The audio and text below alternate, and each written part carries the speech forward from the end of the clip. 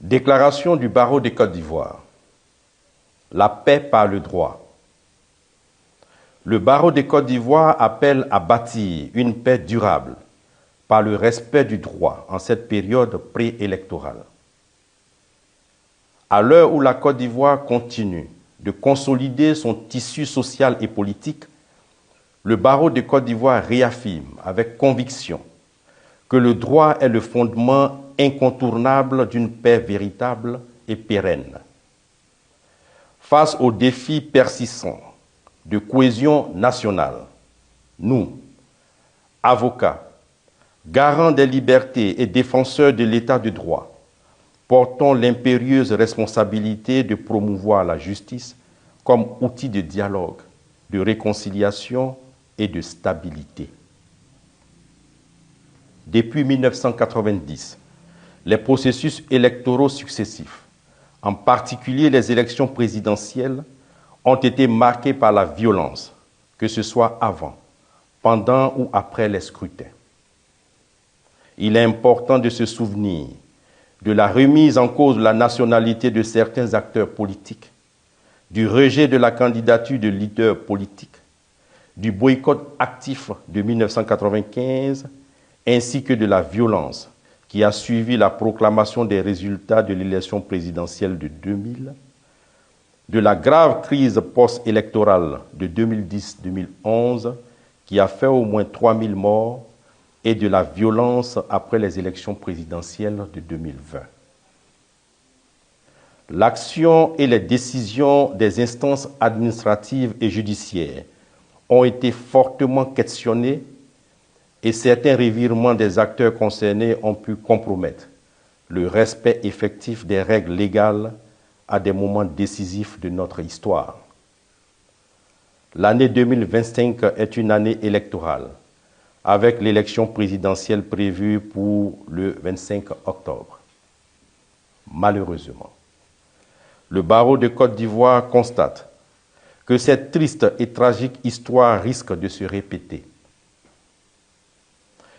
Le barreau de Côte d'Ivoire observe, en effet, que l'établissement de la liste électorale et l'organe chargé de l'organisation des élections sont l'objet de contestations et de polémiques.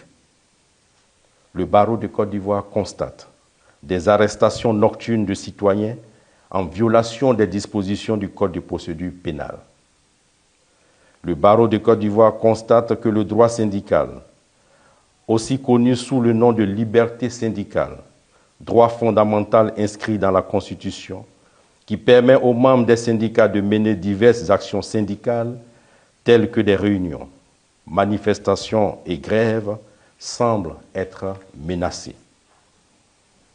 Le barreau de Côte d'Ivoire constate que les acteurs politiques sont de retour devant les tribunaux.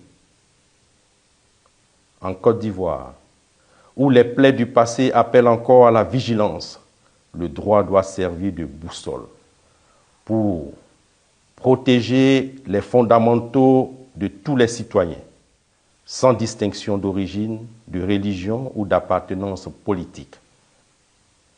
Encadrer le débat public par des règles claires, empêchant la haine et la violence de s'installer dans l'espace médiatique ou politique.